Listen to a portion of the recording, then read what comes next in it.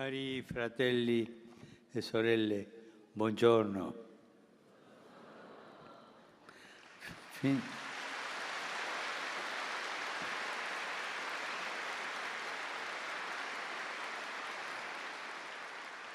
Fin da piccoli ci viene insegnato che non è una bella cosa vantarsi. Nella mia terra, quelli che si vantano li dicono i pavoni. Ed è giusto, perché vantarsi di quello che si è o di quello che si ha, oltre a una certa superbia, tradisce anche una mancanza di rispetto nei confronti degli altri, specialmente verso coloro che sono più sfortunati di noi. In questo passo della lettera ai Romani, però, l'Apostolo Paolo ci sorprende in quanto ben 2 volte ci esorta a vantarsi. Ma cosa vuole? Che facciamo i pavoni? Di cosa allora è giusto vantarsi? Perché se lui esorta a vantarsi, di qualcosa è giusto vantarsi. E come è possibile fare questo senza offendere gli altri, senza escludere qualcuno? Nel primo caso siamo invitati a vantarci dell'abbondanza di grazia di cui siamo pervasi in Gesù Cristo per mezzo della fede. Paolo vuole farci capire che se impariamo a leggere ogni cosa con la luce dello Spirito Santo, ci accorgiamo che tutto è grazia, tutto è dono. Se facciamo attenzione, infatti, ad agire nella storia come nella nostra vita, non siamo solo noi, ma è anzitutto Dio.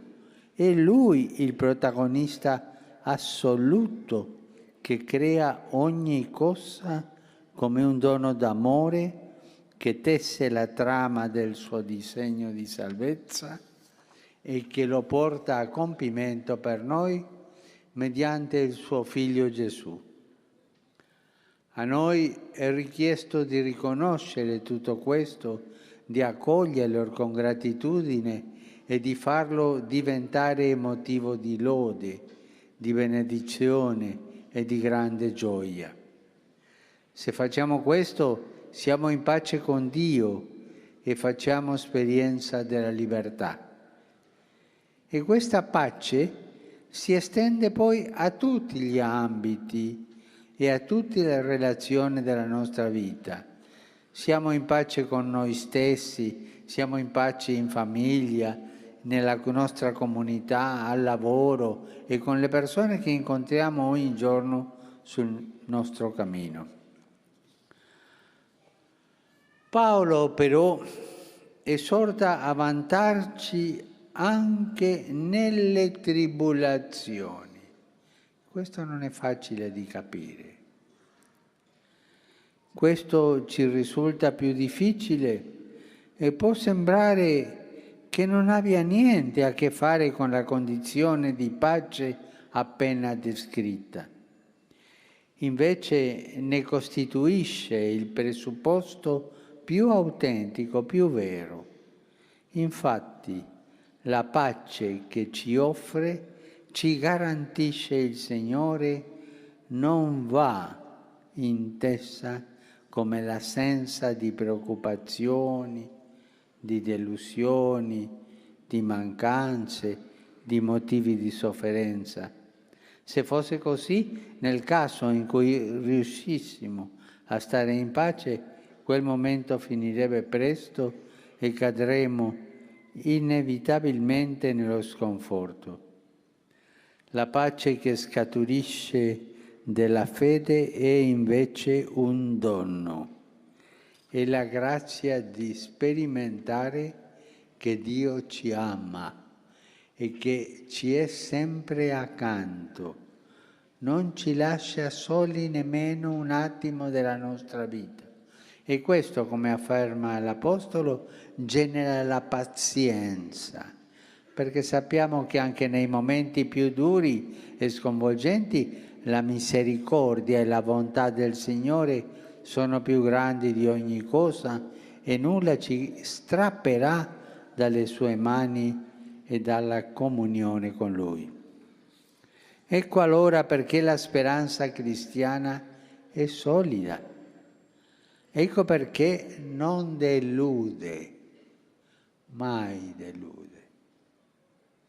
La speranza non delude. Non è fondata su quello che noi possiamo fare o essere, nemmeno su ciò in cui noi possiamo credere.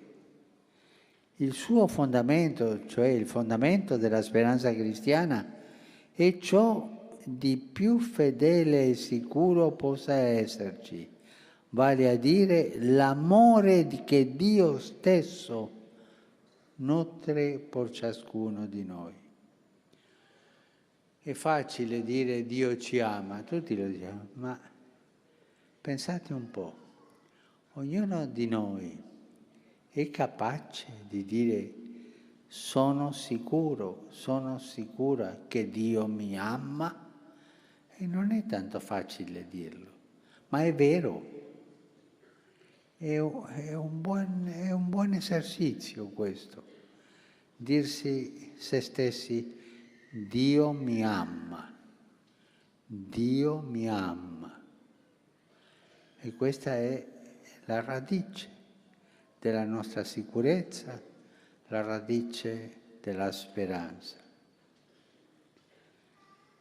E il Signore ha effuso abbondantemente nei nostri cuori lo Spirito Santo, che è l'amore di Dio, come artefice, come garante proprio perché possa alimentare dentro di noi la fede e mantenere viva questa speranza e questa sicurezza.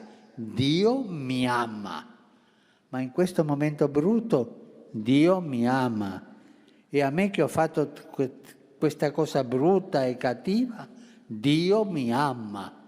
Quella sicurezza non ci la toglie nessuno. E dobbiamo ripeterlo come preghiera. Dio mi ama. Sono sicuro che Dio mi ama. Sono sicura che Dio mi ama. Adesso comprendiamo perché l'Apostolo Paolo ci esorta a vantarci sempre di tutto questo. Io mi vanto dell'amore di Dio perché mi ama. La speranza che ci è stata donata non ci separa dagli altri, né tanto meno ci porta a screditarli o emarginarli. Si tratta invece di un dono straordinario del quale siamo chiamati a farci canali, con umiltà e semplicità per tutti. E allora il nostro vanto più grande sarà quello di avere come Padre un Dio che non fa preferenze, che non esclude nessuno, ma che apre la sua casa a tutti gli esseri umani, a cominciare dagli ultimi e dai lontani, perché come suoi figli impariamo a consolarci e a sostenerci gli uni agli altri. E non dimenticatevi, la speranza non delude, d'accordo? La speranza non delude. Grazie.